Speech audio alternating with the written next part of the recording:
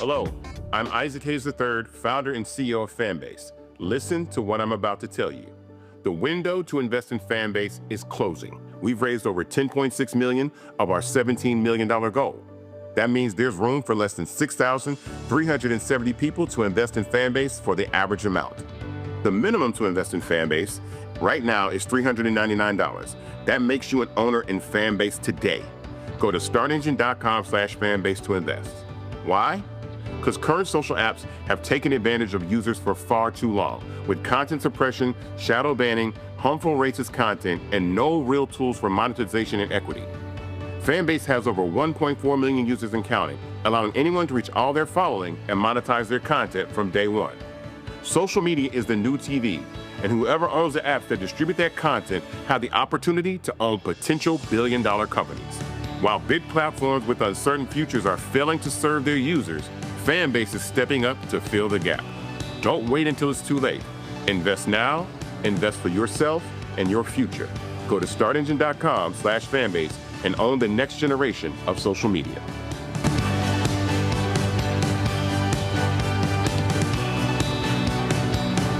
Black Star Network is here. Hold no punches! I'm real revolutionary right now. Black power. Support this man, Black Media. He makes sure that our stories are told.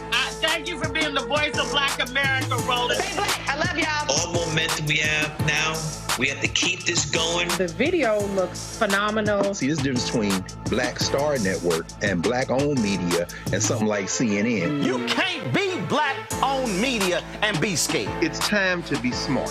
Bring your eyeballs home. You dig?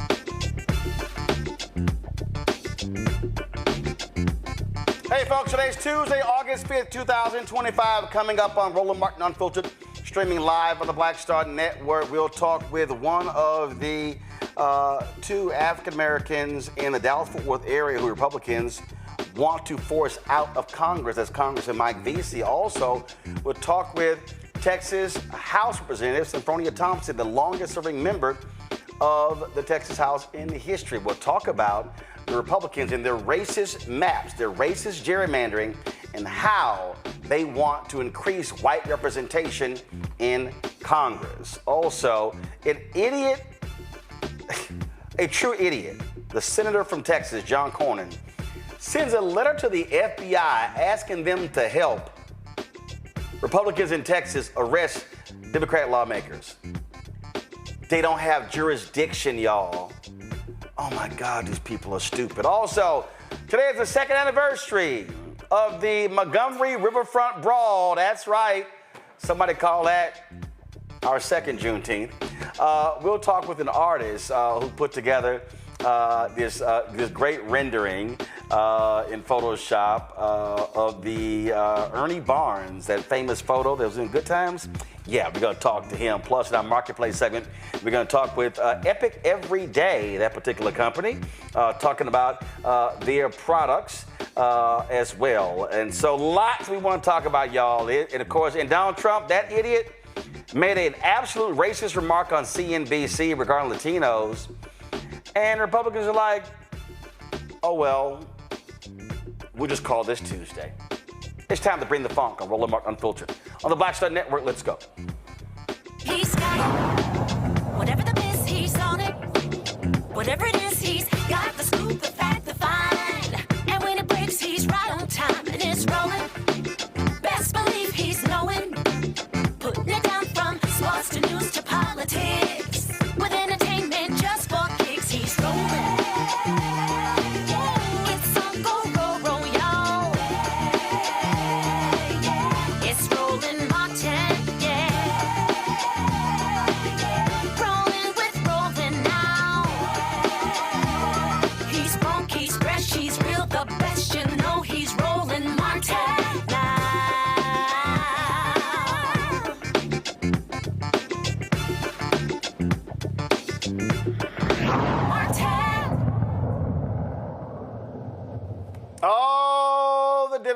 Republicans in Texas are just still so mad, upset that they don't have a quorum in the Texas House so they can pass their racist gerrymandered maps that would destroy black and brown representation in Congress. And they're arguing that, oh no, this is going to increase Hispanic voters in these districts, but that's not the point. They want to destroy four black members of Congress, Latina in Congress, and that's what their game is. And so we all know this. One of the folks who they want to pit against another African American is Congressman Marc Veasey out of Fort Worth. They want to eliminate the congressional district, his district in Fort Worth. And they want to basically force him to run against Congresswoman Jasmine Crockett. In Houston, they want to they literally moved the district, so where Congressman Al Green now lives, they basically moved where he lives into the 18th Congressional District. That, of course, is empty as a result of the death of Congressman Sylvester Turner after the death of Congresswoman Sheila Jackson Lee. And so all these shenanigans are going on, and Congressman Veasey joins us right now, along with the longest-serving member of the Texas House, Representative Senfronia Thompson. Glad to have both of you here. Let me first start with you. Congressman Veasey. I mean, it has been hysterical to watch the Republicans go, oh, no. This has nothing to do with Trump's letter, but in the governor's actual call for special session, he mentions the unconstitutional aspect of the districts. Oh, no, it's political gerrymandering. So they're now all trying to figure out what language to use because the facts are it's racist gerrymandering, and they know that's illegal. Right. They know it's racial gerrymandering and it's illegal, and they're lying, right? Like, they are blatantly lying. They said just a few months ago, and when the districts were drawn back in 2021, that they were, quote, drawn to be race blind. As you know, we have not had a majority in the Texas Senate or the Texas House in almost 20 years. And so the Republicans are the ones that have been drawing these maps for the last 2 decades. And so the fact that they're saying that this is about politics is a bunch of bullshit. This is all about race. And you can tell by the way that they drew these lines, like you said, how they basically gutted the black community in Fort Worth. And you used to live in DFW, so you know the difference between Tarrant County and Dallas County, but they have really just eliminated black representation in Tarrant County altogether and packed Congresswoman Crockett's district. And of course, the number that they did on 18 and 9, the 18th Congressional District that Sheila Jackson Lee used to represent, and the 9th district that Al Green currently represents, is crazy. It's blatantly racist. And what they did to Congresswoman Garcia, like you mentioned a second ago, they're basically trying to eliminate one of the state's only Democratic Latina. And so this is all about race. It's all about trying to empower as many white voters in a state where the white population has been shrinking the last 20 plus years, and how you're going to keep giving them more power at the expense of brown, black, and Asian voters. Representative Thompson, I saw one of the hearings where you said, look, I've been here a long time and I've never seen this kind of crap go on. Well, it was really shocking to see them come and redesign these districts, particularly when they said that they was drawing them race neutral. And now to see a letter come down from the United States Attorney General and says that they were discriminatory because they did use race. The Attorney General addressed that letter that was sent down on the 7th of July. And he said that, and he basically said, I'm banking my reputation on this. Those districts were not drawn with race in mind. They were drawn race neutral, racial blind. We didn't even look at race. We didn't even consider race. What we considered was political partisanship. That's what they claim that they considered. And now they want to come back and say that they are discriminatory. But what they're actually doing, and it's no secret, they're doing a very move to take black and brown power away from them. Mm-hmm. Because look at the districts that they are taking. They're taking black and brown districts.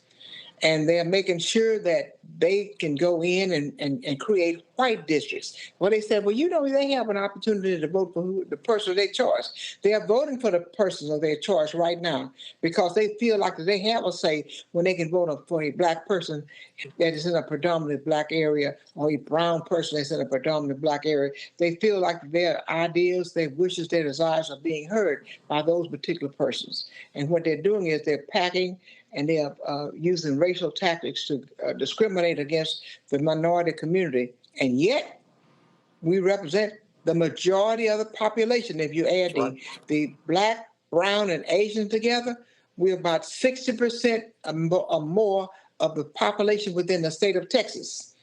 About 60-some%. And yet, they want to take 82% of the congressional districts. And we represent 60-some% of the population. Well, Representative Thompson, I've been laughing because the governor files this lawsuit and he goes to the Supreme Court of Texas. And then let me go ahead and read this here. What is at stake here? Nothing less than the future of Texas. If a small fraction of recalcitrant lawmakers choose to run out the clock today, they can do so for any and every regular or special session, potentially bankrupting the state in an attempt to get their way. That means every state budget could be held hostage until the whims of a small fraction of legislators is satisfied. It doesn't have to be that way. The rarely used writ quo warranto exists to solve rare problems such as this. Okay, Representative Thompson, here's why I think this is laughable. Well, he talks about what he's going to get the Attorney General to do, and we all know that the Attorney General's opinions are advisory. Right. He's the lawyer for the state. And he's to advise. He is to give. He serves in an advisory capacity, and in those capacities where he needs to sue. We have not done anything that would give him the right to remove us from office. The First Amendment, the Article 1 of the Constitution, gives us the right to protect and make a decision regarding our constituents, and we also have the right of free speech. And us leaving and not giving them a quorum is a right of free speech. And that is a right that's supposed to be guaranteed of every citizen. And the 13th and 14th Amendment eliminated the 2/3 rule. So we have full-fledged citizenship as citizens of the United States of America and not the 2/3 rule existing anymore. In addition to that, I don't think those happen to be civil matters. And civil matters don't mean that you implement criminal tactics in order to implement a civil matter. And he'll have to go to court and go to every district that we live in to file those lawsuits. So I can just imagine how many lawsuits, if they were going to be filed, they would be filed and how long the courts are going to be tied up. But let me tell you where I really place the blame. I place the blame on Chief Justice Roberts of the United States Supreme Court. Mm-hmm. I placed it back starting in 2013 in a case called Shelby. The Shelby case, when we had pre-clearance, I placed the blame on him. That's who I blame for all of this. It falls squarely upon his shoulders because what he's doing is he's allowing everything that the Federalist Society wants him to do, the Heritage Society wants him to do. He's doing everything that they want him to do, even if it's destroying the democracy which we have known and lived under all our lives. And the creation of this democracy for people who fled from England to give the freedom that they were looking for and not the freedom of a king. He's trying to take us back, all the people, the black, the brown, and the Asian people back to those particular times. I blame him for all of this. He has empowered these people to do these things. And he has used the Supreme Court abusively rather than in a legal capacity. He's abused his power as Chief Justice of the United States Supreme Court. And the millions that he has following him on Supreme Court is just disgraceful.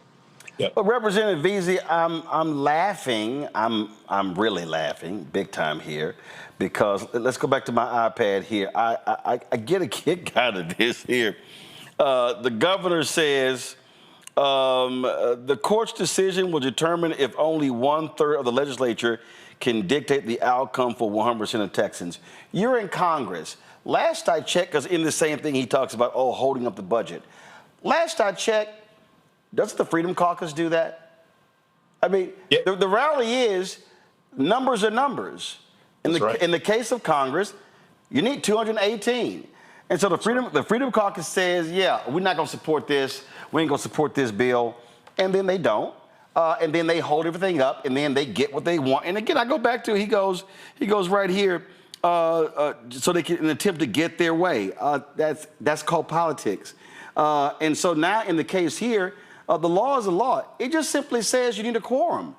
Yeah. I haven't seen anything anywhere that says that members actually have to show up. This is literally a tool that's rarely used, but it goes back to 1870 in Texas. Right. That's right.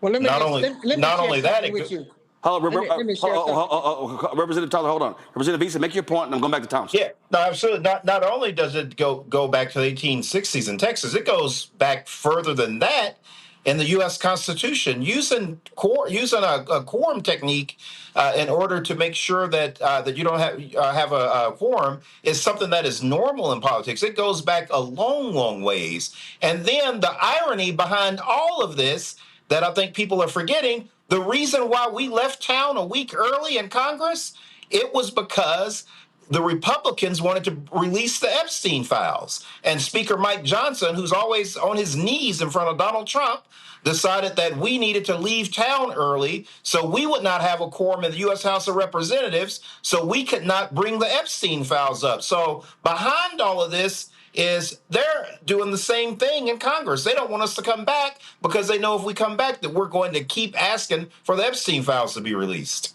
Representative Thompson, go ahead. I think he's covered what I wanted to cover. Thank you. I mean, this is just, again, and you know, all the histrionics, I'm going to have them arrested. What do y'all make of, guys, what do y'all make? What do you make of one of the two Texas senators, John Cornyn, who sends this idiotic letter? He sends an idiotic letter to the FBI requesting their help with arresting Democratic members. I write to encourage the Federal investigation to take any appropriate steps to aid in Texas state law enforcement efforts to locate or arrest potential lawbreakers who have fled the state for a maneuver to avoid legislative responsibilities on August 3rd, 2025. Congressman, give me a break. Yeah, and this is really a sad moment in history for John. If you think about his career as our state's attorney general and now a U.S. senator. No. State attorney general and chief justice of the Texas Supreme Court. That's right. I forgot about that. This man knows the damn law. He knows better. He is trying to get in front of Ken Paxton. The last poll that came out had Paxton like 20 points in front of him in a Republican primary. And then the second question that was out in the poll was, if Donald Trump endorsed John Cornyn, would you vote for him in the primary? Paxton was still up 12 points after that question was asked. So even Trump endorsing Cornyn is not going to help him win this primary. And I think that is such a low point in his career for him to stoop to that level so he can be seen as some crazy radical right senator when everybody knows he comes from the school of George W. Bush. And that is out of style in Texas Republican politics right now. Representative Thompson, I love this part of the letter. It's really, for me, is Comedy Central. I request the FBI's assistance as federal resources are necessary to locate the out-of-state Texas legislators who are potentially acting in violation of the law. Potentially acting. The FBI has tools to aid state law enforcement when parties cross state lines, including to avoid testifying or fleeing a scene of a crime. Oh, was a crime being committed here? Okay. I love this here. Specifically, I am concerned that legislators who solicited or accepted funds to aid in their efforts to avoid their legislative duties may be guilty of bribery or other public corruption offenses. Representative Thompson, is Senator John Cornyn talking about the millions of dollars that Lieutenant Governor Dan Patrick got in order to rubber stamp the impeachment proceedings of Attorney General Ken Paxton and how that disappeared, how that didn't happen? Or was it the millions that Governor Greg Abbott got for his sham school choice bill? I would probably say those two things were bribery.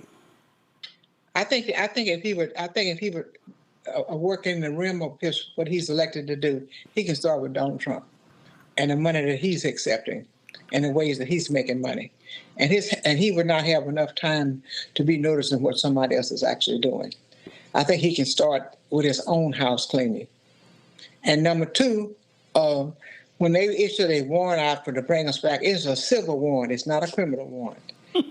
And number three, Tom DeLay tried that in 2003 when we left and went to Ardmore, Oklahoma. He wanted to send the FBI and pick us up and bring us back to Texas, and they did not get involved, and that was a Republican administration during that time as well. These are civil warrants and not criminal warrants, and they don't have to look for me. I tell them where I am, and I can send them a map and driving direction, and everything. They can locate me real well. Well, I was telling my producer, Representative Thompson, that you were running buddies with my grandmother, Imelda Lamont, so you ain't afraid of nothing. Well, I wish I had some of her boot in while we were talking. I agree 100%. I appreciate it. Thank you for joining me. Roland, can I say this real quick? One of the things that have changed from 2003 to now is that in 2003, we did not act appropriately. We let the bully punch us in the face, and we didn't do anything back. This time around, blue state governors will redraw Republican House members out of their seats if they go through with this Texas scheme. And so Mike Johnson is going to have to look, Darrell Issa, he's going to have to look McClintock, he's going to have to look those Republican members in the face and answer to them why he didn't protect them and tell Greg Abbott and Donald Trump to back down. Because the first job as the Speaker of the House is to protect your incumbents. And Mike Johnson's not doing that, because this time we're going to fight fire with fire. We're bringing a knife to the knife fight, and we will draw some of their asses out this time. And I certainly hope that all of the Texas Democrats, they stay strong. Because just last point here, Representative Thompson, correct me if I'm wrong. So the special sessions are 30 days. This one ends August 19th. The governor can call as many as he wants to. The strategy is actually to hold out until December, because there's a filing deadline to run for congressional seats in 2026. And we know the Supreme Court has a precedent that says that they don't make any, well, first of all, let's be clear that they could change that if they want, and they might very well do it. But typically, they freeze maps in place, even if a lower court has ruled them unconstitutional, because they say it is too disruptive to the voters, and there's not enough time to actually get these things done. So is that the strategy? I really don't know what the strategy is, because I do know that they can move the primary date. They have done that before. When John Connally was going to be a candidate for president, they moved the date then. That was the reason why that the killer bees in the Senate broke quorum when in 1979, and that bill was dismissed. But this does not prevent them from moving the primary date. But there is a certain amount of time, Representative Veasey, that has to be. It is a certain amount of time. But notification, things like that. I think like they need to be able to have this done by mid-December. That's right. In order for it to be ready for the March primary. But if they have to, because they have moved the primary before. I've seen primaries. That's a great point. That's a great point there. All right, we appreciate it. Thanks a lot. Thanks, Roland. All right, folks, going to a break. We'll be right back. On the second anniversary of the Montgomery Riverfront Brawl. Y'all know, somebody, Essence had a photo, they call it Chair-teenth. That's what they called it. That's why I'm rocking my hashtag Team Whip That Ass shirt. You're watching Roland Martin Unfiltered on the Black Star Network. Next, on the Black Table with me, Greg Carr. The United States is the most dangerous place for a woman to give birth among all industrialized nations on the planet. Think about that for a second. That's not all. Black women are 3 times more likely to die in this country during childbirth than white women. These healthcare systems are inherently racist. There are a lot of white supremacist ideas and mythologies around Black women, Black women's bodies, even Black people, that we experience painless, right? Activist, organizer, and fearless freedom fighter Monifa Akinwole Bandele from Moms Rising joins us and tells us this shocking phenomenon, like so much else, is rooted in unadulterated racism. And that's just one of her fights. Monifa Bandele on the next Black Table here on the Black Star Network. This week on the other side of change, diaspora wars. The internet has been swarmed. Who has a right to Blackness and Black culture? Who is overrepresented, underrepresented? It's too much. It's making us dizzy. We don't have to be prideful without this air of superiority, right? All stories matter within this Black sphere that we exist in. Only on the other side of change on the Black Star Network. Farquhar, executive producer, Proud Family. You're watching Roland Martin Unfiltered.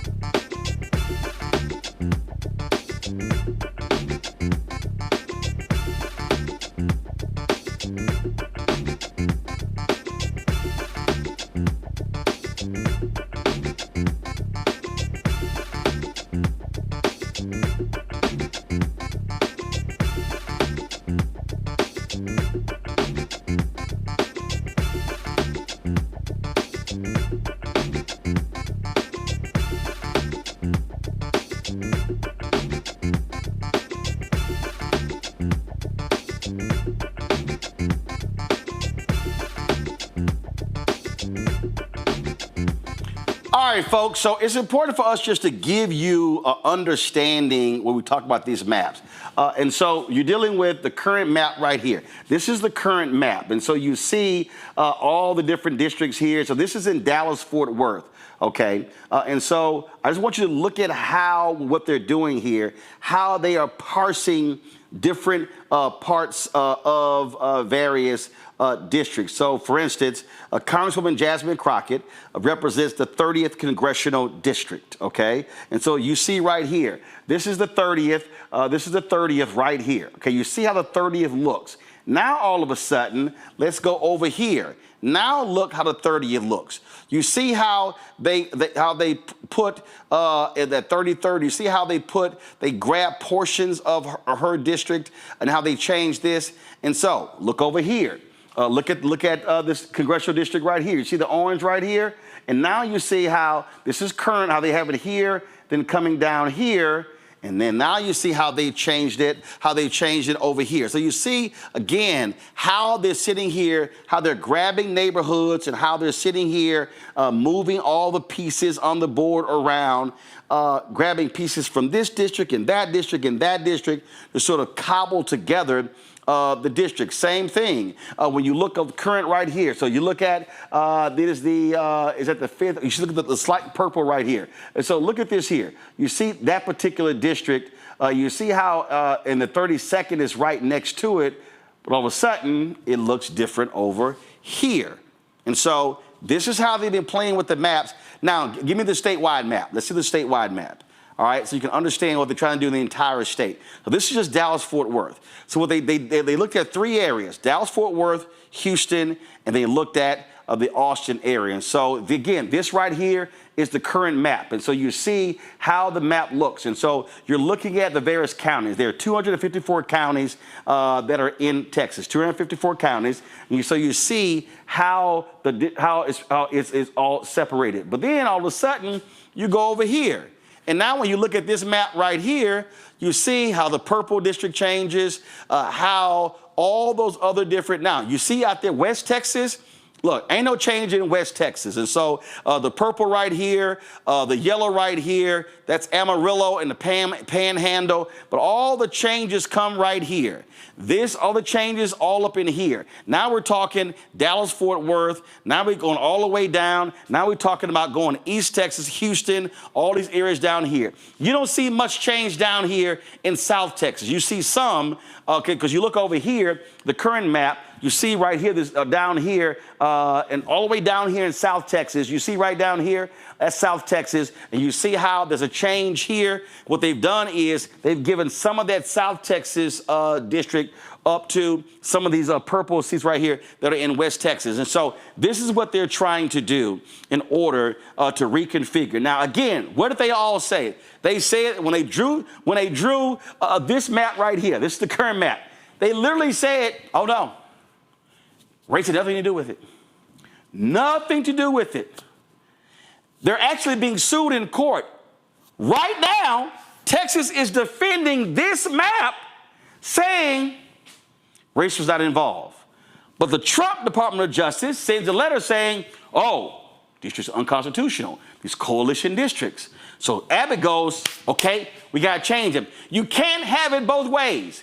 You can't be in court defending the maps by saying race wasn't involved, but now you're redrawing them because Trump said race was involved. Let's bring in my panel right here. Glad to have all 3 of them here. Introducing them. Help pull all 3 up, please. All right, everybody's up. I appreciate it. Thanks a lot. All right, first off, Teresa Lundy, TML Communications, joining us. Teresa, of course, is out of Philadelphia. Glad to have her here. Dr. Mustafa Santiago Ali, former senior advisor for environmental justice at the EPA. He also joins us from Washington, D.C. Glad to have my frat brother here as well. Also joining us on the show, Dr. Zachary Kirk, educator and content creator out of Atlanta. Glad to have all 3 of y'all here. I'm just getting a kick every day out of the story changing, Mustafa. It changes. No, it's not the maps, it is the maps. Oh, it's like, no, they did it, we're doing it. Oh, they gerrymandered first, we're doing it now. Look, we know what the deal is. They're trying to kiss Donald Trump's ass, pure and simple. Yeah, that's exactly what it is. But it is also about erasure. It is about power. It is about, making sure that folks who fought for the vote, who, invested in their communities, also lose resources, because sometimes folks forget when we're talking about gerrymandering. Yeah, we're talking about the vote. We're talking about the shifting of power, but we are also talking about who's going to stand up for you when you need Medicaid, who's going to make sure that you have the resources you need for education. You can go down the laundry list of all the things that are tied to this when they begin to erase people, when they begin to extract power away from folks. So we've got that dynamic that's going on. And then, of course, they continue to kiss the ring of Donald Trump. And, what they're really doing is setting themselves up long term for democracy to no longer have the same amount of meaning that it once did. So people have to speak up. We got to continue to push. We got to continue to fight. And we got to continue to make sure that there's real justice that happens as we go through this process. You know, it's crazy, Teresa, hearing the Democrats doing this in Pennsylvania, they're doing it in New Jersey, they're doing it. Political gerrymandering has been done by both parties. I love it how they just totally ignore how Republicans gerrymandered North Carolina to take 3 congressional seats.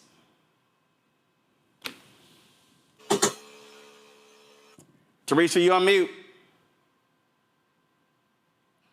I'm back. Sorry about that. They absolutely tried to do it right here in the Commonwealth of Pennsylvania, and it's not new. You know, it's the playbook, and we were, as Democrats, were able to overcome through facts, through courts, and appeal. But it also took neighbors, elected officials, and those that are in those distinguished positions to ask their constituents to use their voice, you know, to take action. So I'm very excited about what we are seeing, but this is not an unusual playbook. This is very simple, Zachary. You fight fire with fire. Pure and simple. And thank God we are seeing that model come to us from Texas Democrats. They are coming hard and they're doing the right thing. There are a lot of people who are upset at this move that Texas Democrats have made to pack it up and get the hell up out of Dodge. But that's what it takes if you're going to, when you're dealing with corrupt people. It's wild to me that Texas Republicans and Governor Greg Abbott and Ken Paxton were sitting on their asses thinking that people were going to take this.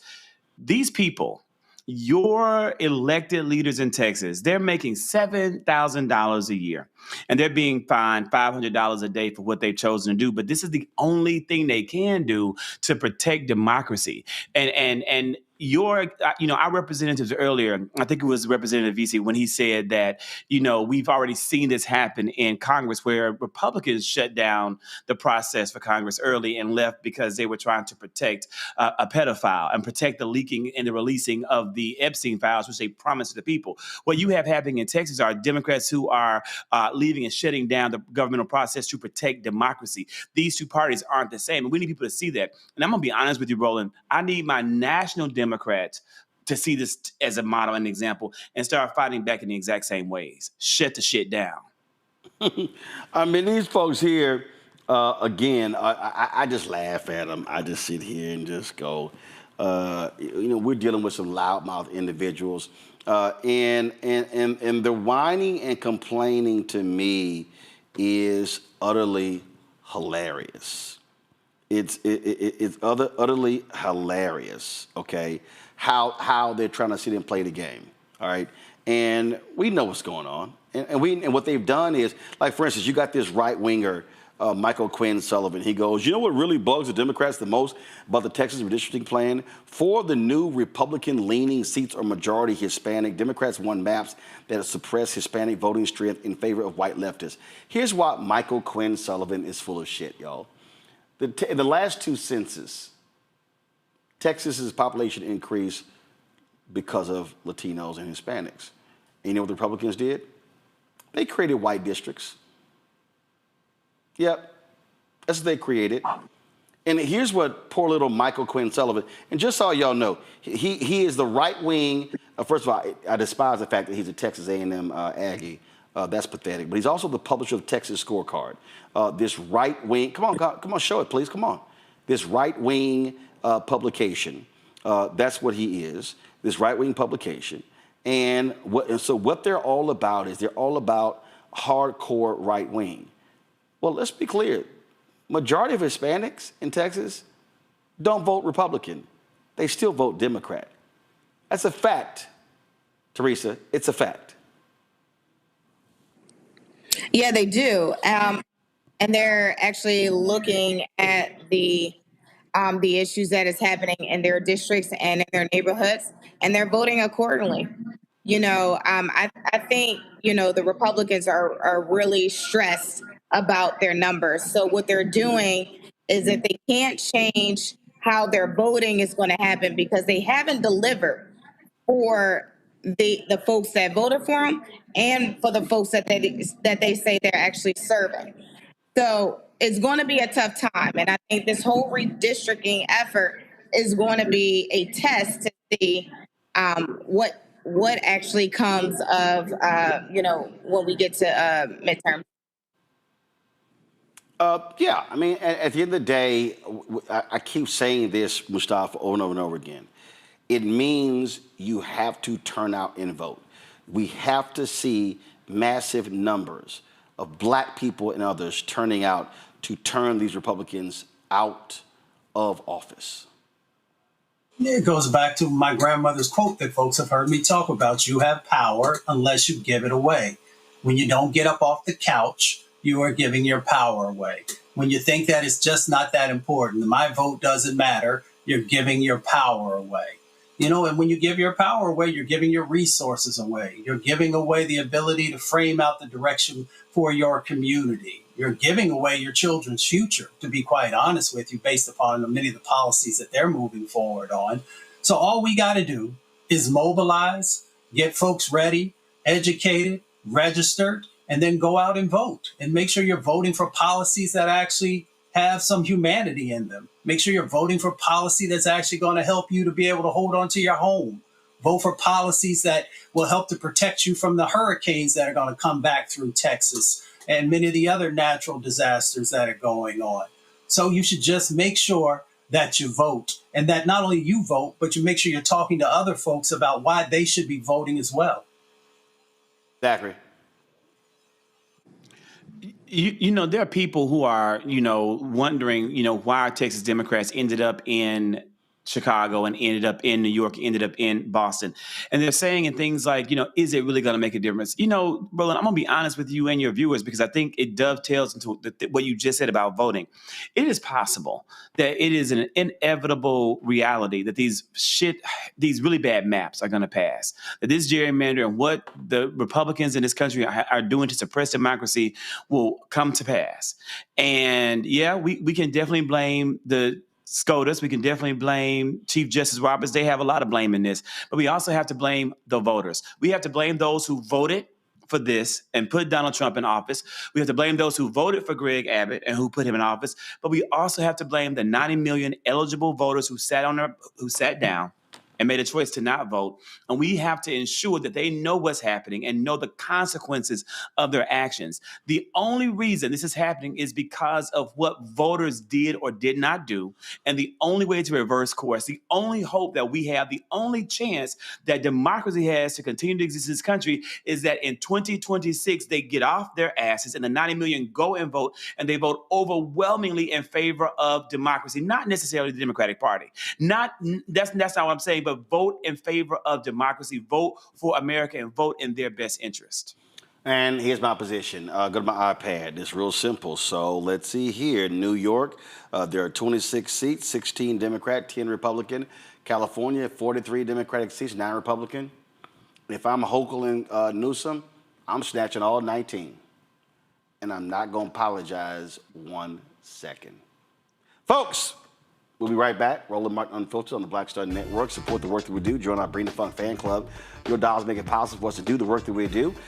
Cash App. If you want to give me a Cash App, use the Stripe QR code. You see it right here. Click the Cash App button to contribute. Use that QR code also for credit cards. Check some money orders. Make it payable to Roland Martin Unfiltered. Mail to P.O. Box 57196, Washington, D.C. 20037-0196. PayPal is R Martin Unfiltered. Venmo is RM Unfiltered. Zelle, Roland at RolandSMartin.com. Roland at RolandMartinUnfiltered.com. We'll be right back. On the next Get Wealthy with me, Deborah Owens, America's Wealth Coach, Black Americans have 1/10 the wealth of their white counterparts. But how did we get here? It's a huge gap. Well, that's why we need to know the history and what we need to do to turn our income into wealth. Financial author and journalist Rodney Brooks joins us to tell us exactly what we need to do to achieve financial success. You can't talk about why we are, as Black people, where we are, unless you talk about how we got here. Bridging the Gap and Getting Wealthy, only on Black Star Network. This week on The Other Side of Change. Diaspora wars. The internet has been swarmed. Who has a right to blackness and black culture? Who is overrepresented, underrepresented? It's too much. It's making us dizzy. We don't have to be prideful without this air of superiority, right? All stories matter within this black sphere that we exist in. Only on The Other Side of Change on the Black Star Network. Next on the Black Table with me, Greg Carr. The United States is the most dangerous place for a woman to give birth among all industrialized nations on the planet. Think about that for a second. That's not all. Black women are 3 times more likely to die in this country during childbirth than white women. These healthcare systems are inherently racist. There are a lot of white supremacist ideas and mythologies around black women's bodies, even black people, that we experience painless, right? Activist, organizer, and fearless freedom fighter Monifa Akinwole Bandele from Moms Rising joins us and tells us this shocking phenomenon, like so much else, is rooted in unadulterated racism. And that's just one of her fights. Monifa Bandele on the next Black Table here on the Black Star Network. Me, Sherry Shepard, and you know what you're watching, Roland Martin, Unfiltered.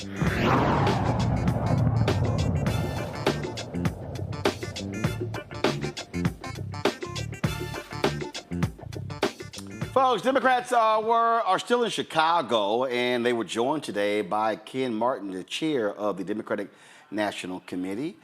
He called out the twice impeached, criminally convicted con man in chief Donald Trump for his blatant racist power grab. I want to thank Governor Pritzker, of course, Lieutenant Governor Stratton, and Chairwoman Hernandez. Most importantly, I want to thank the patriots behind me. You know, patriotism means standing up for our Constitution in this time when it's under assault from people throughout this country, including our President of the United States.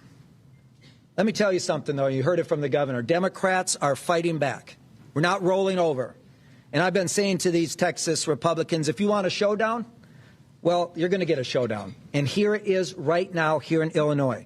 Unlike Texas Republicans who held just one hearing on flood response, but 8 hearings on rigging maps, Texas Democrats are doing their damn jobs. They're standing up for the Constitution. They're standing up for the democracy. They're standing up for the voices of their constituents.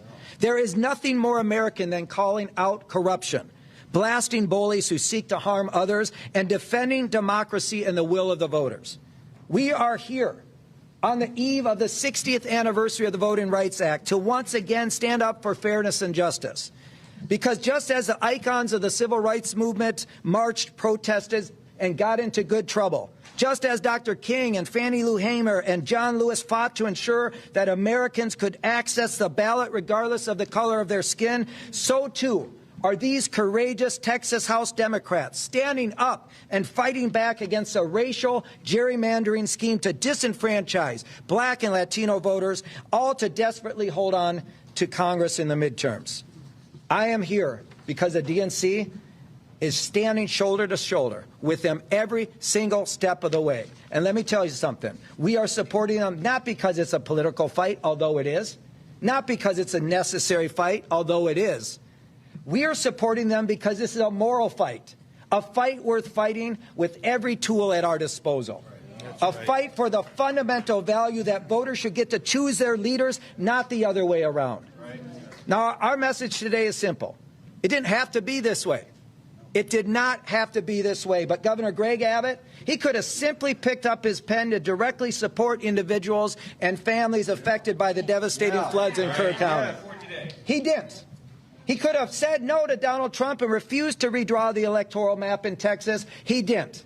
It's clear that Republicans would rather play politics with our elections than support flood victims. They'd rather cheat than try to campaign on their failing record, a failing record which, by the way, includes voting for Trump's budget bill, which rips away health care for up to 1.7 million Texans. Republicans are running scared that voting for this monstrosity will make them lose their majority, and it certainly will. which is why they're trying to disenfranchise Texas voters by packing and cracking them into districts to dilute their voting power, a clear and blatant violation of the Voting Rights Act. Now, I want to be very clear about this. The Trump-Abbott gerrymander is a test case for the rest of the country. What Republicans are trying to do in Texas is a model for other red states to lie, cheat, and steal their way to victory. They don't give a damn about the will of voters or their needs. In fact, they'd rather bend the knee to Donald Trump in Washington, D.C. than advocate for Texas. It's insulting, it's shameful, and it's wrong. And as I've said, Democrats are going to fight this tooth and nail, and until the will of the voters is respected. This is not the Democratic Party of your grandfather, which would bring a pencil to the knife fight. This is a new Democratic Party. We're bringing a knife to a knife fight, and we are going to fight fire with fire. We cannot, we will not let Republicans succeed in their efforts to gerrymander the map and tilt the election in their favor. I want to thank all of those who are here in solidarity with our brothers and sisters in the Texas House Democratic Caucus who have broken quorum to prevent this illegal Republican gerrymander from going through. And with that, it is my great honor to introduce one of those brave patriots, true patriots. Here, of course, because Texas House Democrats are demonstrating what it means to fight for the preservation of our constitutional republic. Donald Trump, Governor Abbott, Texas Republicans, well, they know that they're headed toward a loss of the Congress in 2026. They're afraid, and they should be. Because when you try to tear health care away from veterans and seniors, from children and people with disabilities, when you raise tariff taxes on groceries and beer and automobiles, when you let poor and working class families go hungry, when you allow smokestack industries to pollute the air and remove safety standards from food producers, well, all so that you can give a massive tax break to Elon Musk and Jeff Bezos and Bill Ackman. Well, frankly, you'd better watch out. You're going to lose your elections. So they've decided that the only way to save themselves is to cheat, to change the rules in the middle of the game. And what do MAGA Republicans in Texas do when Donald Trump ignores, well, his oath of office and theirs, and when they're taking it upon themselves to thwart the will of the American people? Well, they say, when Donald Trump calls, they say, yes, sir, right away, sir. Happy to lick your boot, sir. When Donald Trump says jump, Greg Abbott and Ken Paxton say, how high? They don't care that they're violating the Voting Rights Act and racially gerrymandering their state. Well, they're hoping they can rob the bank and get away before anyone notices. Texas Republicans are trying to diminish the voting power of their own constituents, and in doing so, diminish the rights of Illinoisans and all Americans. Texas House Democrats are putting their lives on hold and their livelihoods at risk because they don't want to live in a country where the president rigs elections for his side. That's not democracy. That's not America. To be in public office right now is to constantly ask yourself, how do I make sure that we're standing on the right side of history? Well, there's a simple answer. The wrong side of history will always tell you to be afraid. And the right side of history will always expect you to be courageous. Texas House Democrats are leading the way in choosing courage and country over politics and party. That's what it means to fight for what's right. And I love this country, too. And I love it so much that I'm going to fight for it, too, right alongside my heroes, the Texas House Democrats. So the state of Illinois is proud to stand side by side with these brave Texas Democrats, heroes in the battle to save our democracy. You know, Zachary, what really drives these Republicans crazy is the fact that Governor J.B. Pritzker of Illinois is a billionaire. And he could fund this whole thing through December. And they're pissed off because they're usually the ones whose billionaires are funding their stuff.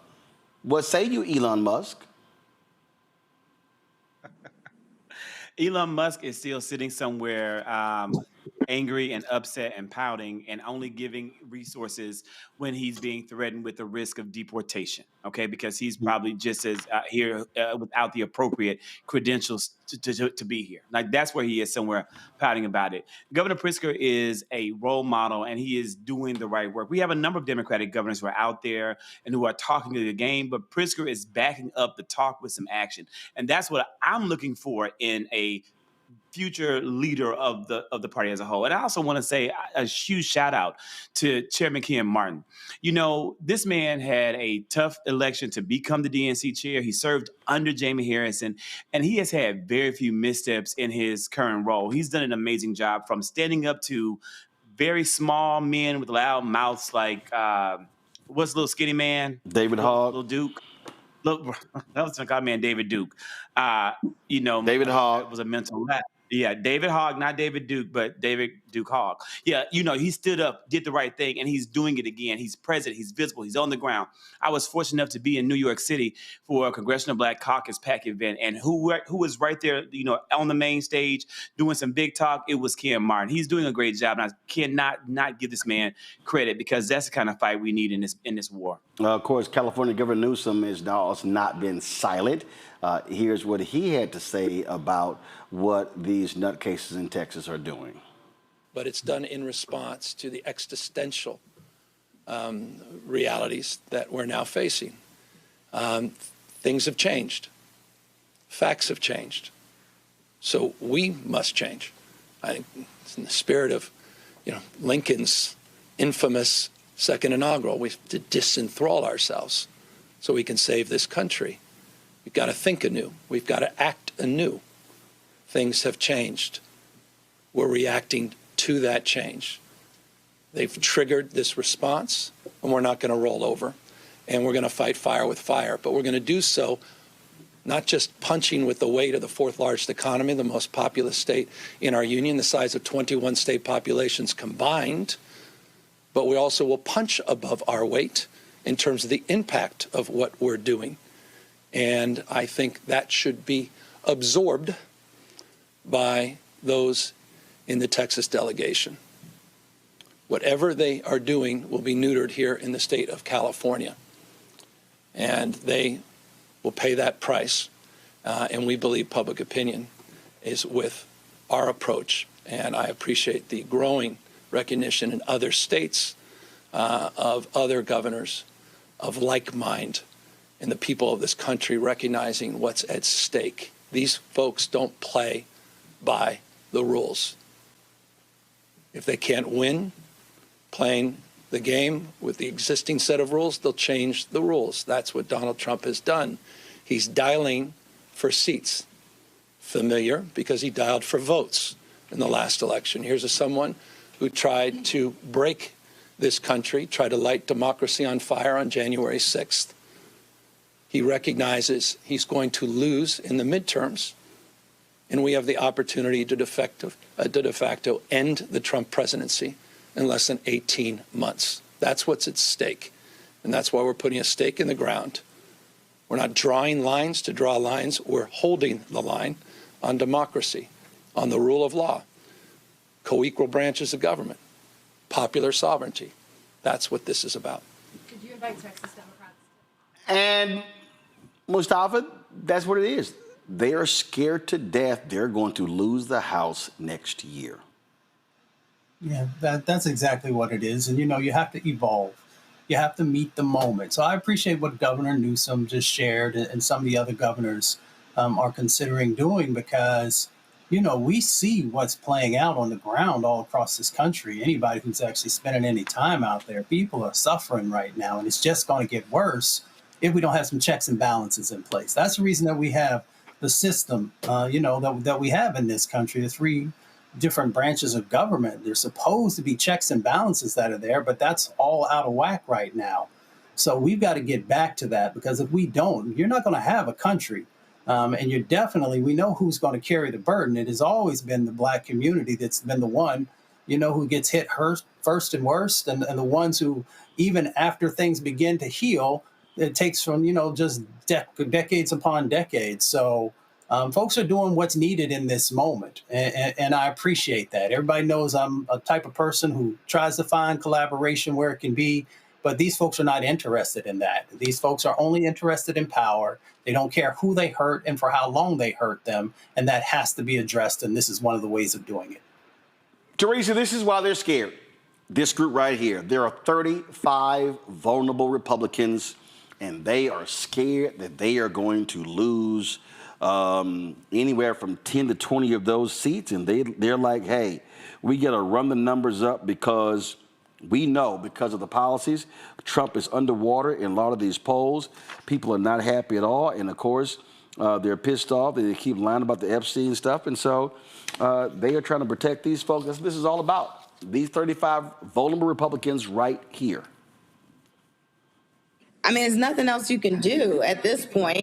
Republicans are pulling out their chess book, but it's not working. If the electeds were actually doing their job in the district, I guess we wouldn't be having this issue where they're now trying to figure out other ways to change the way the maps are being drawn and changing the economics in between. So, I think it's an interesting, way of how they're deciding to govern instead of just governing their district accordingly. But we see what the writing on the wall is, and it looks like Democrats are now stepping up a little bit more where people are appreciating the fight.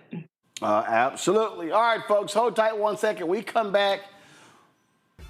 Woo, we all remember 2 years ago when the hat was tossed up in the air and it was on like Donkey Kong. Today is the second anniversary of the Montgomery Riverfront Brawl. We'll talk about that next right here on Roland Martin Unfiltered on the Black Star Network. So you see why I'm wearing today my hashtag team whip that ass shirt with a chair on the front. Back in a moment. Next on the Black Table with me, Greg Carr. The United States is the most dangerous place for a woman to give birth among all industrialized nations on the planet. Think about that for a second. That's not all. Black women are 3 times more likely to die in this country during childbirth than white women. These healthcare systems are inherently racist. There are a lot of white supremacist ideas and mythologies around Black women, Black women's bodies, even Black people that we experience painless, right? Activist, organizer, and fearless freedom fighter Monifa Akinwole Bandele from Moms Rising joins us and tells us this shocking phenomenon, like so much else, is rooted in unadulterated racism. And that's just one of her fights. Monifa Bandele on the next Black Table here on the Black Star Network. This week on the other side of change. Diaspora wars. The internet has been swarmed. Who has a right to Blackness and Black culture? Who is overrepresented, underrepresented? It's too much. It's making us dizzy. We don't have to be prideful without this air of superiority, right? All stories matter within this Black sphere that we exist in. Only on the other side of change on the Black Star Network. Hello, I'm Isaac Hayes III, founder and CEO of Fanbase. Listen to what I'm about to tell you. The window to invest in Fanbase is closing. We've raised over $10.6 million of our $17 million goal. That means there's room for less than 6,370 people to invest in Fanbase for the average amount. The minimum to invest in Fanbase right now is $399. That makes you an owner in Fanbase today. Go to startengine.com/fanbase to invest. Why? Because current social apps have taken advantage of users for far too long, with content suppression, shadow banning, harmful racist content, and no real tools for monetization and equity. Fanbase has over 1.4 million users and counting, allowing anyone to reach all their following and monetize their content from day one. Social media is the new TV, and whoever owns the apps that distribute that content have the opportunity to own potential billion-dollar companies. While big platforms with uncertain futures are failing to serve their users, Fanbase is stepping up to fill the gap. Don't wait until it's too late. Invest now, invest for yourself and your future. Go to startengine.com/fanbase and own the next generation of social media.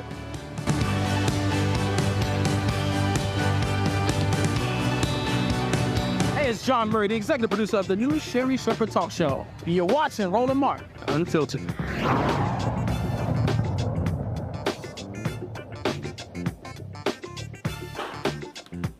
Oh, it was the mollywop heard around the world 2 years ago in Montgomery, Alabama.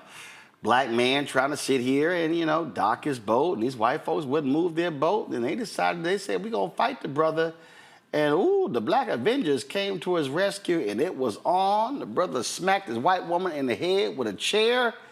And all of a sudden, this symbol right here became legendary around Black America. Let's go back in time a couple of years, shall we? Roll it.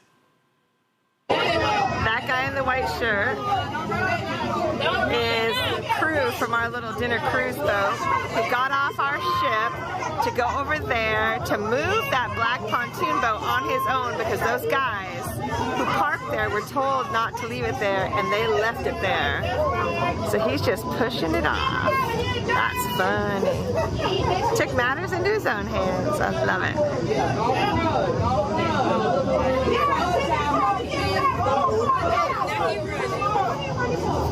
I hope the police give him a big old ticket.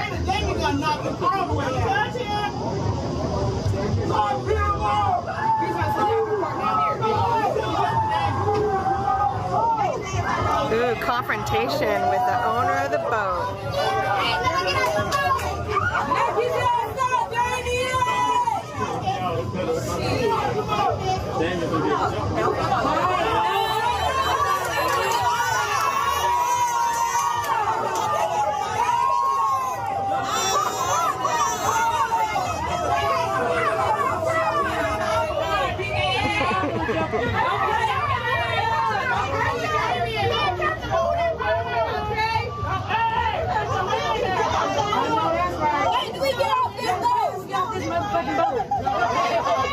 Those guys are all drunk.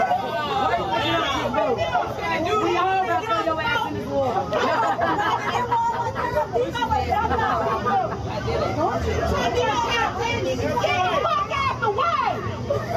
Move, bitch! Get out the way! Get out the way! Get out the way!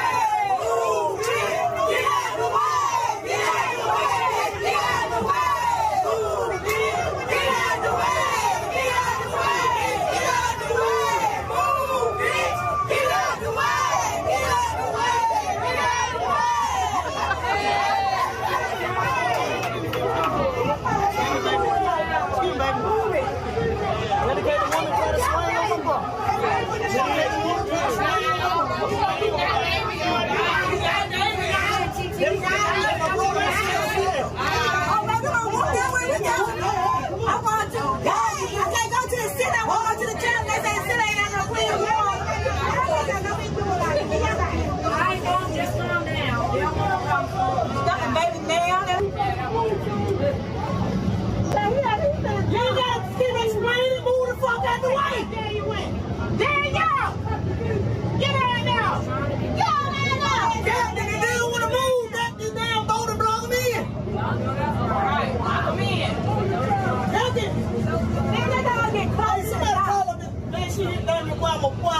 My dog, I like shit dog in here. My dog. I ain't gonna do nothing but drown and I'm gonna come in here. I'm gonna say one more substitute.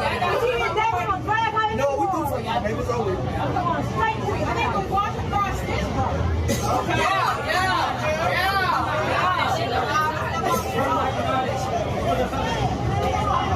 gonna be part of that anyway.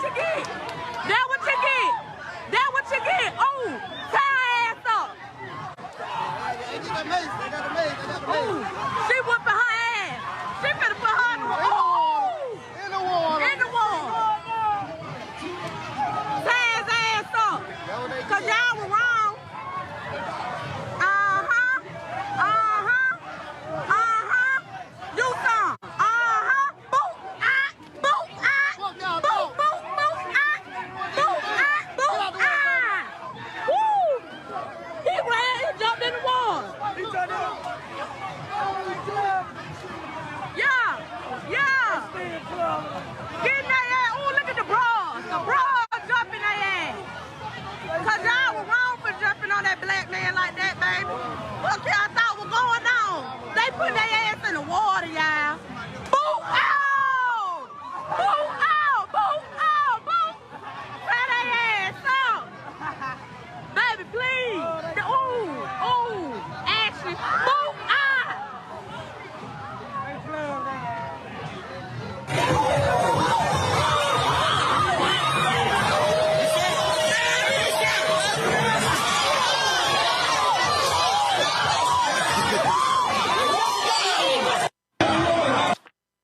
I must say, y'all, this absolutely was a flashpoint in terms of the culture. After that, man, black folks had earrings made out of chairs, hats, shirts. I mean, I saw more Let me tell y'all something. I had this shirt here made up, a chair with the phrase I always use, hashtag team whip that ass. Man, I got stopped by more people in the airport. That was crazy. Then I was on social media and I saw this piece. This was a takeoff of Ernie Barnes' famous Sugar Shack painting, made famous in Good Times. It was the Photoshop was renamed the Alabama Sweet Tea Party. The artist was Premi Sterlin. He joins us right now. And so glad to have you, Premi. First of all, before we talk about it, in terms of the piece there, I mean, I don't think people really understood how so many black people were fired up to see this ass whooping take place in Montgomery. Yeah, for sure, man. I think it really did show a lot of unity within the community to, make us feel like, we could be one, we could be together, especially in a situation like that where we felt like one of our own was being attacked by, a different group. So. And the memes and everything after that, first of all, they were like, yo, the new black bat signal is throwing the hat up in the air, and folks come in. And then, of course, somebody put the Avengers music when the brothers rolled up. I mean, and again, it was crazy, the aftermath of when this video came out, how it was everywhere. Yeah, for sure. I think the hat being thrown up had to be one of the most iconic moments. It's something that, I guess, it wasn't planned on his end, but it became something that we all know now. If somebody throws their hat in the air, it was a dramatic throwing of the hat. So it's not like he took it off and threw it down. My man took it off in this dramatic throwing of the hat. So that's also made it all the more perfect. For sure, 100%. I agree. So why did you decide to put this piece together?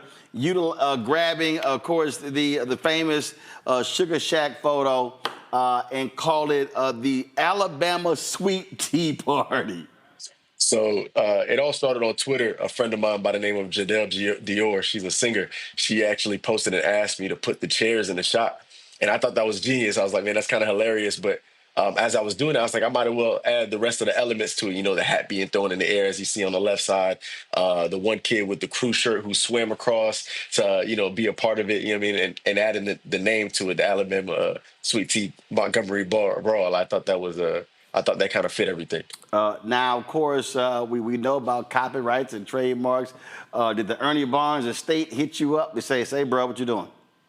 No, so it's crazy. They didn't hit me up, but I hit them up. I emailed them and let them know, like, hey, listen, I did do a meme rendition of this, and a lot of people were asking me to make prints and stuff, and I just wanted to let them know, what was going on, and they asked that I did not make, any prints or sell anything. So, I made sure to, respect my elders and just respect their wishes and not do that. So and also, of course, that art piece there, I think Eddie Murphy owns it, and that piece is worth multiple millions of dollars.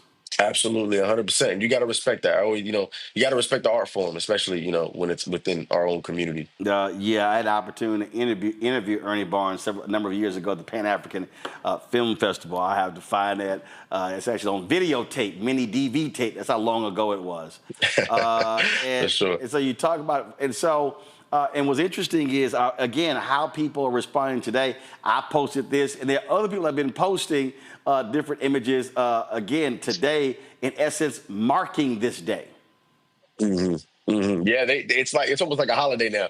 They might as well make it a national holiday for us, like like Juneteenth or something, because we remember this day every year. We always go back to it to talk about it, and I don't think that's ever going to run out. I think this has been a legendary moment in the history of our culture, and I just don't think it's going to change. Well, I'm always reminding people that, listen, this ain't going to be the bow down, take a knee crowd. I mean, people need to understand that. And I think that's also was a huge part of this deal. Folks were sick and tired, and the brother was just simply doing his job, trying to park the boat, and these arrogant fools just did not want to move, and so they wanted to fight. So it's like, okay, let's roll.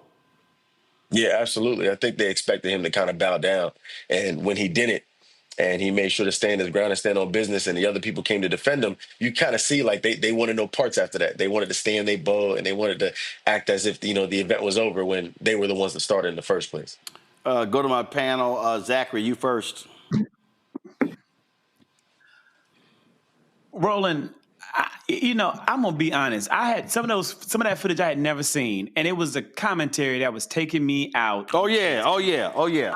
We got other videos, so we got multiple videos. And you're right. The commentary was awesome. You need to commemorate the day. Commemorate the day for all of us who didn't get to see all of that. Like when this happened, I was preoccupied. I don't know what I was doing. Preoccupied, not focused on it. It was too much going on. I knew it happened, but I didn't see that commentary. Give us a replay of all the good stuff, because now I'm about to go down a rabbit hole, because I was dying over here at what I saw. I only knew about the brawl. I didn't know about the amazing commentary, the looks, the people in the background giving you blow by blow action. Oh, what we didn't show, hey, y'all need to find it. We didn't show the brother who jumped in the water and swam across that joint to join in the ass whooping. Y'all cue that up so we can see that. And that was a whole level of memes, Aquaman, all sort of stuff. I mean, again, this brawl had it all, and it was crazy. And what's weird is, you're right. Look, earlier I was at the dentist, and the dental assistant was a student at Howard University, and my dentist didn't know. I was like, when the hell were y'all at? How y'all didn't know? I mean, matter of fact, the video we did on this show did about almost 2.5 million views on YouTube, and people were talking to me about that video like crazy. And so it was definitely, Teresa, a cultural flashpoint. Yeah, it was. But, as much as I, remember us coming together during this, my heart still breaks for this moment even happening. And I think it's just a testament, from the top of what we were talking about in our government, and how much of a discourse it is for a security guard who's doing his job, who's likely getting paid the minimum, has to deal with this kind of stress and strife. And then I'm just glad it didn't escalate, where there were casualties involved. But, every time I watch it, it breaks my heart. Well, it don't break my heart, because all I know is some other stuff got broken. It don't break it don't break my heart at all. Mustafa? Yeah. Hey, this show Unfiltered, I don't give a damn. Ass whooping like that did not break my heart. I sat back and enjoyed the hell out of it. I think our ancestors did too. I think our ancestors said, there it is. For every time I wasn't allowed to look you in the eye, for every time I had to cross to the other side of the street, for every time you were able to disrespect my wife or my daughter, for every time I wanted to be able to throw them up, but I knew if I did, I'd be lynched. I think the ancestors said, there it is. And that's the way that I interpreted it. Because for as long as we all can remember, privilege has been allowed to be able to do the most egregious things to us. And in many instances, we had to take it because of the times that we were living in, but we no longer live in those times. So if you want some, you're going to get some. And we hope that we don't never have to resort to violence. But if you're going to bring violence, then people have the right to defend themselves and to make sure that whether they're a man or a woman, that they're able to stand up. See, Premi, I thought Mustafa was going to say, whoop, there it is. That's what I think he was going to say. I think he was going to say, or I thought he was going to say, whoop that trick. But I do think he's right. I'm telling you, I think a huge part of the reaction was exactly what he said. Black folks took a whole lot of shit. Here's a brother just trying to do his job, and these drunk-ass white folks wanted to act a fool, and so... hence, ass whipping time. Absolutely, 100%. I agree. I feel like that's exactly what was going on. I mean, and seeing the people watching from the boat, and they giving commentary on what's happening, and they watching it escalate to the point where they couldn't do nothing because they was in the water, and then watching that one kid jump in the water to swim across to help him, really showed that to me. Right. Okay. Control room. Where's the video of the kid swimming? Y'all, what's up? I think y'all. No, we already seen that. We show the video of the brother jumping to the water because, man, I remember, black folks who don't swim said, I'm going to go start taking swim lessons after that happened. They was calling him Black Aquaman. I hadn't seen a couple memes like that. Right. I mean, that's exactly what it was. So, I mean, it was, I'm telling you, the swimming, I mean, that... Zachary talks about what people did. In fact, here just how creative folk got. Here was one of the videos, y'all. Watch this.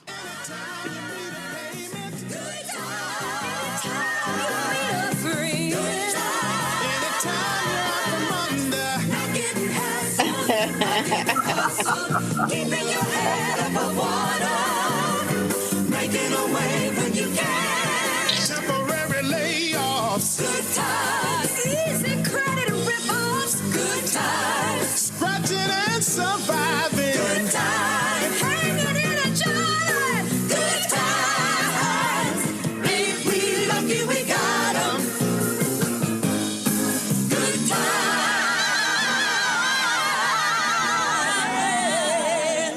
And of course, Premi, your art piece is right there at the end. It's so great to be a part of this history. To be honest, I don't really know, man. This is crazy. Absolutely crazy. All right, well, Premi, man, we appreciate you joining us. I'm glad I saw it the other day. Glad you could chat with us, and we appreciate it. Thanks a lot. Thank you. I appreciate this. All right, then. I'm telling y'all, it was crazy. The videos were, the memes were insane. Okay, they were insane. And you talk about, okay, hold up. Because Zachary talked about the commentary. Hold up, Montgomery. Matter of fact, somebody had posted Montgomery Brawl commentary. And they were just sitting here. Okay, here was another one. They actually, okay, pull his audio up.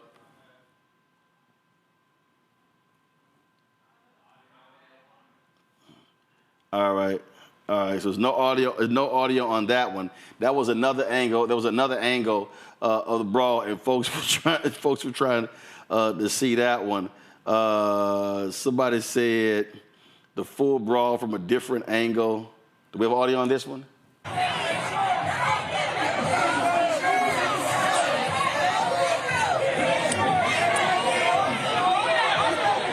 Boy, that nigga was kissing their ass at first. You hitting their ass like some TV shit. I ain't lying.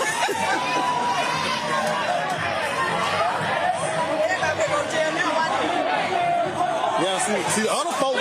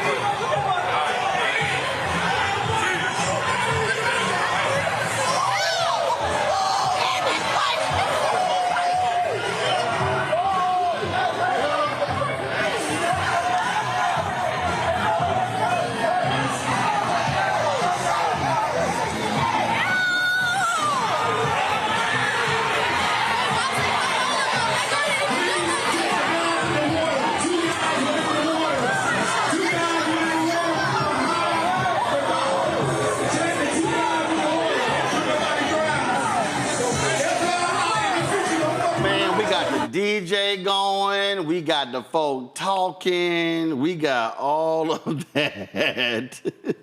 You know, and I love this here. Somebody posted this here. This is on the same day. Somebody posted that brawl out of Montgomery is wild. It's dope that all of those black folks stood 10 toes down for that black man worker getting jumped. And of course, they actually accompanied this video here. Y'all go ahead. Let me see here. Hold on. The more you okay. This famous video.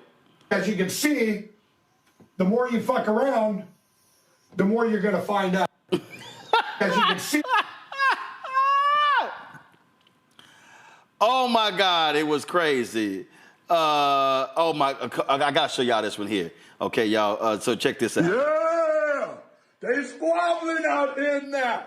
Yeah. Oh, y'all, I'm telling y'all. Okay, hold up. All right, here was another one from that day. And dot. He says, And dot.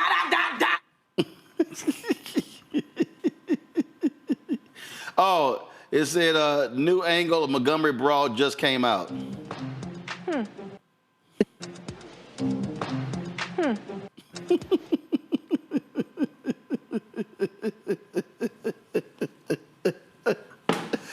Ow! I'm sorry, Zachary. Where were you, dude? The hell were you doing? So this was 2023. I can't blame it on the election. I can't blame it on working for Kamala. So I have no clue. I remember seeing it, but there was so much happening in the world. I do not recall. Fighting for democracy, begging folks to queue up and vote for Joe Biden, a failed work that didn't happen, didn't come to fruition. So in case that won't be the story in August of 2026. This work will pay off. Then. In case anybody was wondering where the swimmer came from, here it was, y'all. He actually came off of one of the boats. Check this out, slow motion.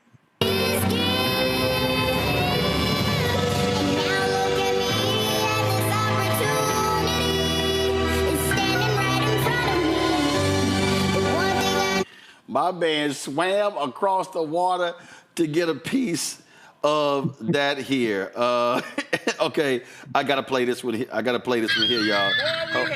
Somebody said, me watching all these Montgomery Brawl videos and commentary today. Boy, we had a time last night. I'm just...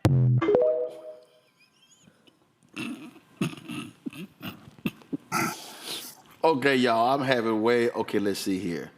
I gotta find,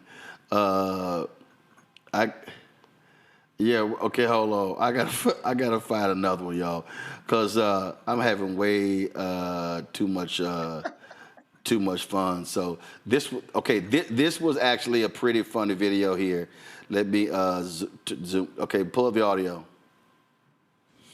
So as a white woman, obviously I need to weigh in on the Alabama boat brawl situation. And here is my take on this situation.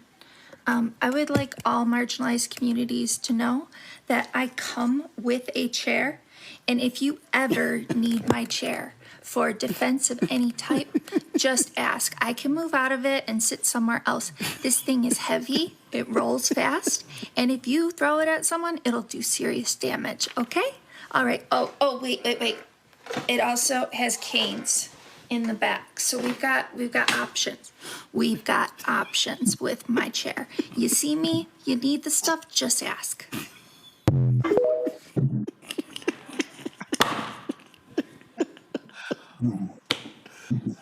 Teresa, your heart still hurt? It's broken.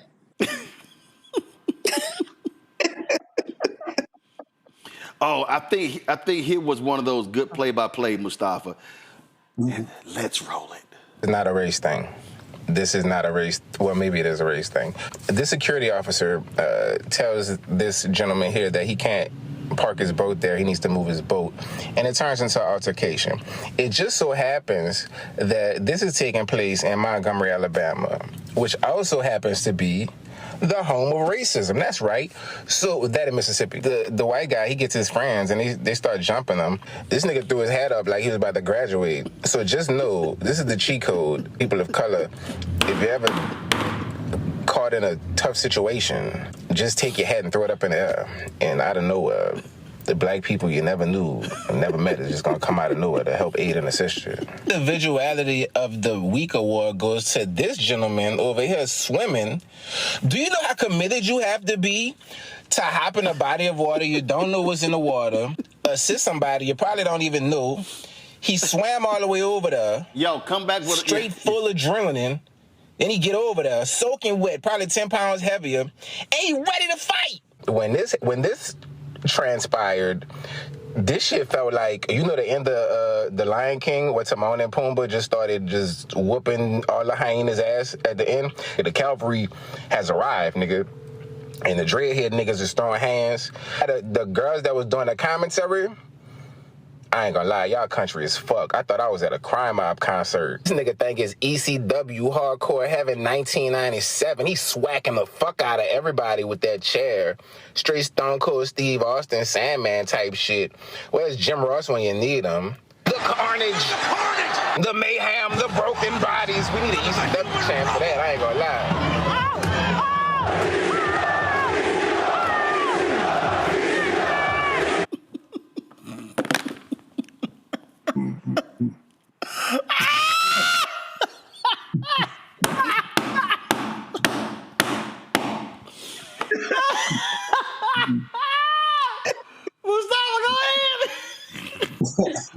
I mean, I don't know what to say, man. I feel like we done passed edibles out.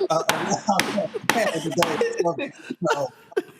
I mean, you know what? But it's translated into black love, right? Because that was a love that we had for each other. You know, we don't know if that brother could really swim because he was dog paddling like crazy. But he said, you know what? I'm going to make sure I get to the other side. You saw brothers running down the pier, coming around the side. You probably saw people pushing that big paddle boat and saying, you better get over there quick enough because we got some things that we need to handle.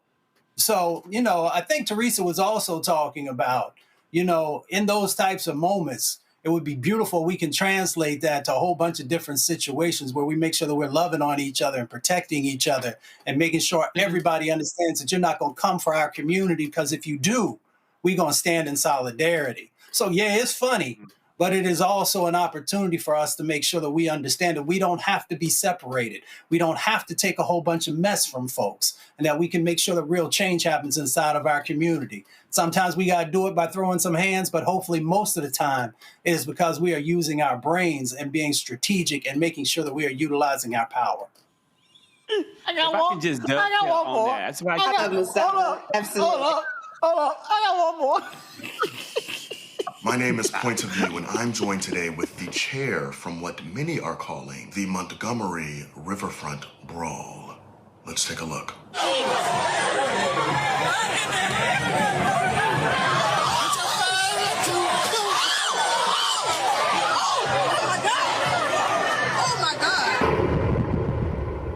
Is this you? It is. How are you today, DeMonte? Is it? I'm doing all right. I'm just happy to be on the right side of history, man. Care to tell us what happened in Montgomery? Man, I was smoking a blunt, thinking about the pussy I was gonna get later. I had a date with this bad bitch from IKEA. Thick ass, 3-seat sofa from the clearance rack. Not 2, 3. 3 seats, nigga. That's a thick bitch. Thick ass bitch. So I'm minding my business, thinking about her big burly ass, when this black security guard politely asked these white people to move their punk ass boat so that the riverboat could dock and the patrons could safely get off. What happened next? The white people ain't take too kindly to the request and started jumping the black security guard. Next thing I see is black Aquaman swimming across the river to help the security guard. And that's when you jumped in. That's when I whispered to one of the niggas next to me and told him pick me up. Why'd you do it? You know, a lot of people look at me and assume I'm white, when in actuality, I'm just white passing, and I just saw an opportunity to use my privilege as a super duper light-skinned nigga from Alabama. Thank you for joining us, and thank you for your service, DeMonte. The pleasure is all mine, man. If you'll excuse me, I gotta go bust open. You know what? Remember, Clint Eastwood did talk to a chair at the Republican National Convention. Maybe that was the chair he was talking to, Teresa. The light-skinned chair. With a do-rag. It had on a do-rag. And Air Force One. In black. The chair's name was DeMonte's bottom holder. That Trey Melvin, that was brilliant. We need a creativity award, Roland. I'm gonna close. The Black Star Network's Creativity Award. I'm gonna close this out with a white guy's take on this. Alabama riverboat fight, greatest piece of cinema I've ever seen. Honestly, some of the best action sequences all around. When that security guard is being 8-on-1 by the shirtless rednecks, and then a dude jumped into the water to swim across from a boat to the dock to even the odds.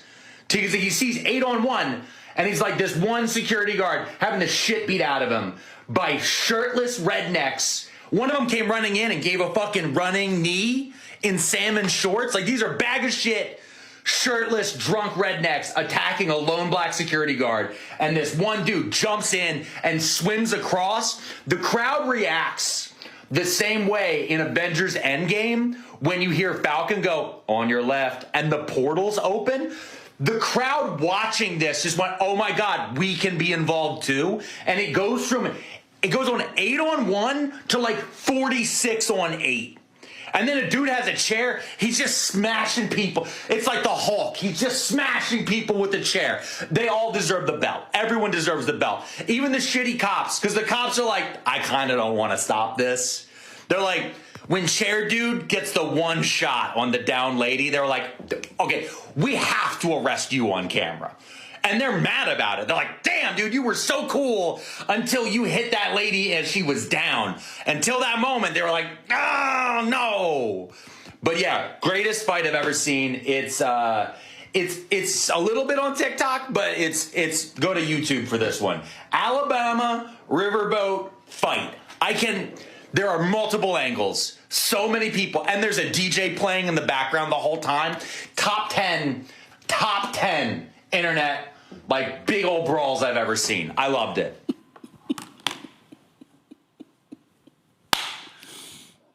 Anything else? Black Star Network hosts the Creativity Awards.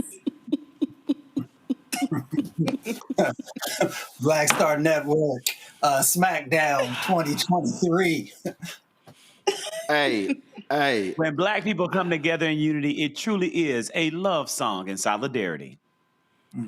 That was just, Okay, one more. Montgomery, Alabama, boat brawl. Yes, sir. I love it. I'm just glad nobody got shot. But that white dude was wrong for trying to hit that damn older black dude. Boy, you can't be from around here. You ain't even from the area. You ain't from Millbrook, Prattville, Wetumpka, none of that. You can't be from close around here. Swing on an older dude and an older black dude in Montgomery, the Gump, because you stupid as fuck. You got everything you deserve. And to all them older white folks, it was not the black folks starting this shit. That white dude started that shit, and then black folks ended that shit. Give a damn how you look at it, how mad you get. Them folks didn't start that shit. Them folks put a full-on ass whooping on them white folks. Then that dude with the steel chair, I fought with you. I know you watched wrestling growing up. And then he hit that white lady, and I heard somebody in the background, I think they said, and that was for slavery. Yes, sir. Hey, I bet you don't go back over there doing that dumb shit. Hell to the no. You know them boys in Montgomery do not play. They do not fuck around. I'm just glad it was just a fight and it wasn't no damn shooting, because usually them young bucks over there would chop your ass down. Broad daylight. Don't give a damn who's around. You got lucky. You're supposed to be catfish bait. So y'all don't be trying to shut shit down downtown Montgomery now, cause thinking folks, man, it was the white folks. The white folks started this. The white folks did that now, and they got their ass whooped. Can't get mad about it. Hey, They started it, but goddamn black folk put an ass whooping on this motherfucker, boy. And that dude that swam that goddamn river to get over there, I think that was him in the end. That motherfucker was swinging so goddamn fast, boy. He was tattooing that motherfucker on the ground. So, ooh, that young buck, get it, young buck, get it, goddamn it. Them motherfucker will fight, boy. That shit was too funny. Don't take your ass back over there on that dumb shit, stupid ass, boy.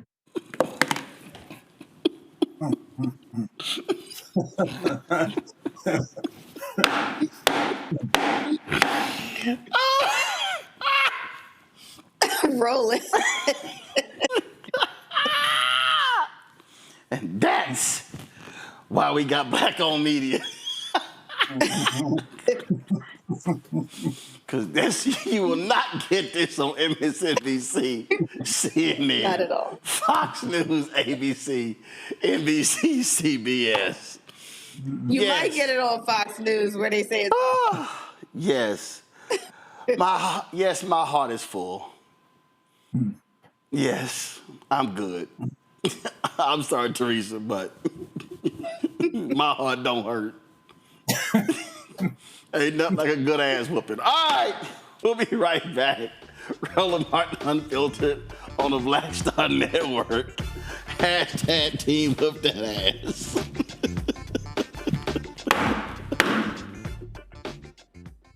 Next on the Black Table with me, Greg Carr. The United States is the most dangerous place for a woman to give birth among all industrialized nations on the planet. Think about that for a second. That's not all. Black women are 3 times more likely to die in this country during childbirth than white women. These healthcare systems are inherently racist. There are a lot of white supremacist ideas and mythologies around black women's bodies, even black people, that we experience painless, right? Activist, organizer, and fearless freedom fighter Monifa Akinwole Bandele from Moms Rising joins us and tells us this shocking phenomenon, like so much else, is rooted in unadulterated racism. And that's just one of her fights.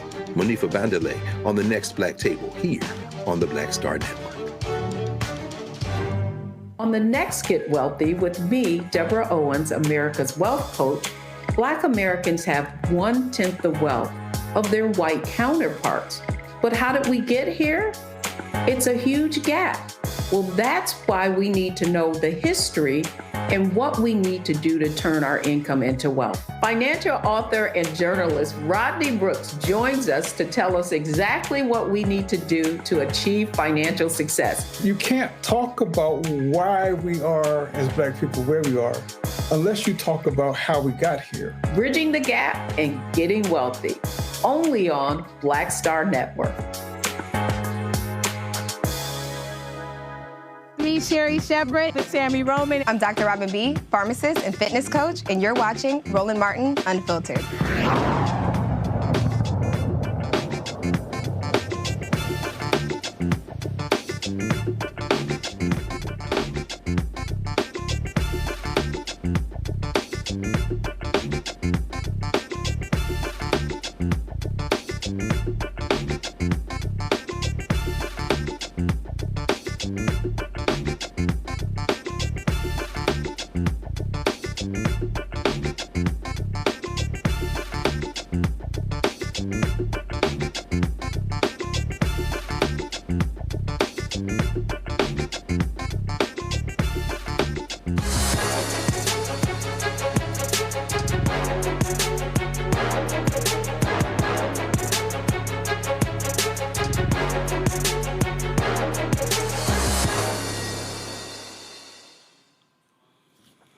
Folks, you go to shopblackstarnetwork.com. You'll see a number of products, of course, owned, started, founded by African Americans. Well, our guest today is called Epic Everyday. They got a lifestyle brand. They've got backpacks and other sort of bags as well. So joining us right now is Kara Johnson-Graves, CEO and co-founder. Janae Johnson-Carr, CFO and co-founder. Glad to have both of y'all here. So first and foremost, type of products that you have. What you got? Well, first of all, I definitely have to say thank you for having us. And this is a great way to kick off Black Business Month. So we are Epic every day. We have tons of accessories, apparel, home goods for children that are historically excluded. We want to amplify and affirm those children to feel seen, celebrated, valued, and visible. And so what are the products? So you've got lunch bags, you've got backpacks. What else do you have?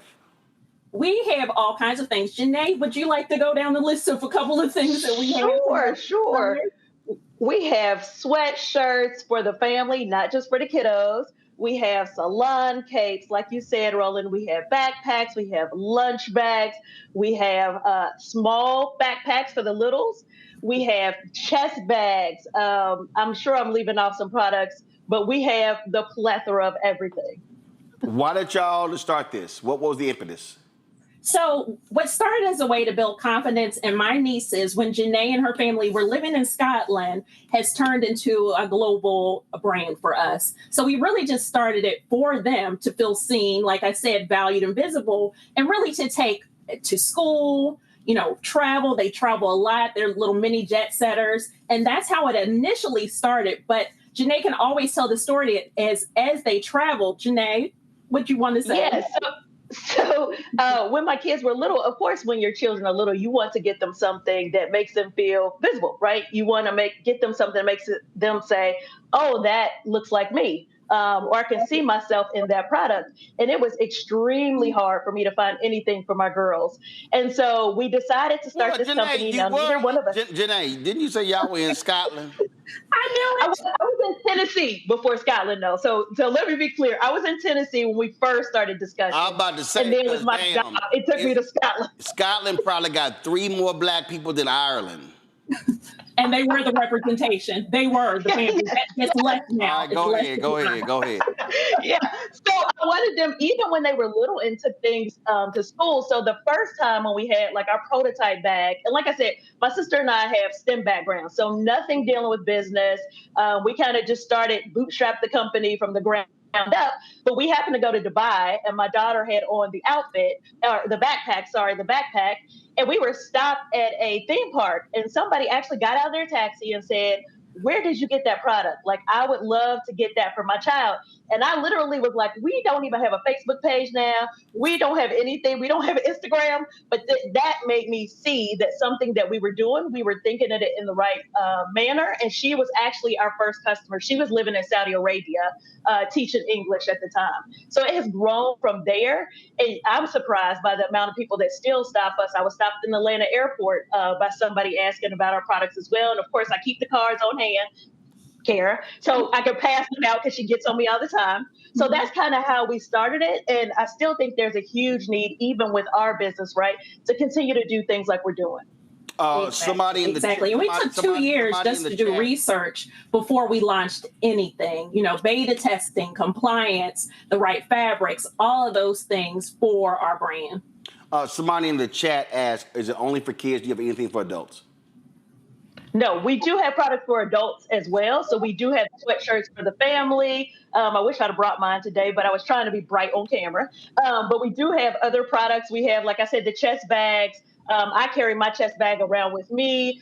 Like I said, we have the sweatshirts. We also have what we call our signature or Epic Everyday brand. So it doesn't have the kids on it. It just has our logo on it as well. So no, there are things for everybody. The littles to, I know some grandparents that take the items, and even my sister-in-law who's a nurse takes a backpack and a lunch bag to work with her every day. All right, question from the panel. Teresa, batter up. You know what? I am so in love with this product. Where did you guys originate from? Is it local, or you just started in California or something? Yes. So we're from Cincinnati, Ohio, if you could believe that. And now my sister lives in Maryland, and I'm in Indiana. So as long as we've had this product going and this company going, we've never lived in the same place. Like she said, when we really got it kicked off, I was in Scotland, she was in Maryland. So we've always lived totally far apart, which might be good. Those of you who have worked with your siblings, that might be a benefit, not sure. But we've never lived in the same area. But we are from Cincinnati, Ohio. Mustafa. Love it. My audio actually shut down. Say it again. Mustafa? Yeah, so could you talk a little bit about how you make the decision on which products you're going to use? Do you survey folks who have bought from you? Do you engage with young people to see what they're interested in? How do you approach that? So I guess I'll talk. My sister is Silas, which she usually is not, you all. My daughter is one, we call her a mini co-founder. So she looks at the different products. She says whether she thinks kids will like it. She also brings her ideas to the table of things that she would like us to do differently. And then we do survey kids as well to see what they're interested in, because we're older, right? So we try to stay on top of things as best as we can. So you see there a tote purse. So we know a few teachers who have purchased the tote purses. We've also talked to doctors and said, what would you guys like to see? So we started scrubs as well for those doctors' offices that have predominantly African-American kids that come through. And so, oh, that's my baby right there, the oldest. And so that's kind of, we use our mini co-founders and then also survey other kids to see what they want. Because you know these kids nowadays, they change like the wind, right? So we want to stay on top of what they would like to see. And my audio changed. So Janae, if you could just repeat the question for me, I'd be happy to answer. Well, the question was, how do you decide on what product to launch next? That was the question. And I answered it, Karen. You're good. Yep. Okay. Zachary. I'm buying a day, okay? I'm buying a day. I got twins. We got twins here in the Kirk family. I got a niece and a nephew. They just started back to school in Mississippi.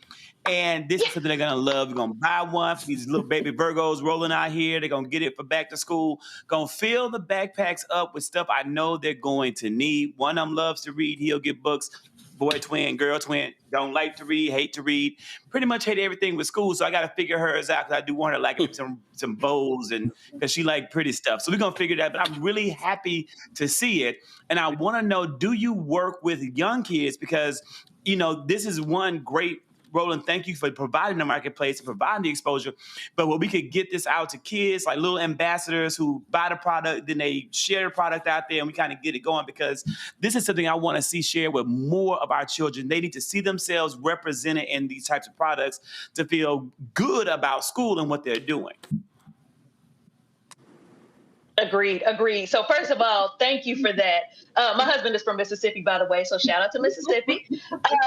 And so, yeah, thank you for that. And we have talked about brand ambassadors. And so that is something we're looking at, because our thing is we want to get it out to as many people as possible, right? And like I said, we're just trying to figure this out because we don't have business backgrounds. I'm an engineer by trade. My sister was in medical technology and worked in an oncology hospital for quite a few years. And so we don't have the background. So we are always ears to the ground, seeing what will help us get our word out there. Yep, listening to customers to make sure that what they see is what we have for them. So a lot of our products actually were taken from ideas from, you know, influencers, from parents, especially. We always, you know, every stitch is created with love for our community to make those connections. All right. You made me think of something. Yep, we had the kids were talking about washing their hair, and I think the gentleman that just asked the question, he has a girl, so you know how that can be painful sometimes on wash day with little girls. And so we do have the hooded towels that we started using as well, and things like that. So we got that because kids were saying, oh, we want something when we go, wash our hair, we want something. And so we came up with a product like that as well. As well as the salon capes. That was just an add-on for that worry-free wash day to make sure that they feel, you know, seen and celebrated. So the characters too are something that Janae's girls, when they were little, would point to different characters and say, I think I want this hairstyle this time, or this hairstyle. So it's a community. It's building self-love on every single stitch. All right, then. Again, folks, go to shopblackstartnetwork.com. If you go to the website, you're going to see this here. And then you just simply scroll down, and you see Epic Every Day. You click right there. And then there are 4 of their products here. We're going to be adding more products. And so, but you see them right there. And so we certainly appreciate y'all being on today's show. Thanks a bunch and good luck. Thanks. Appreciate having us on.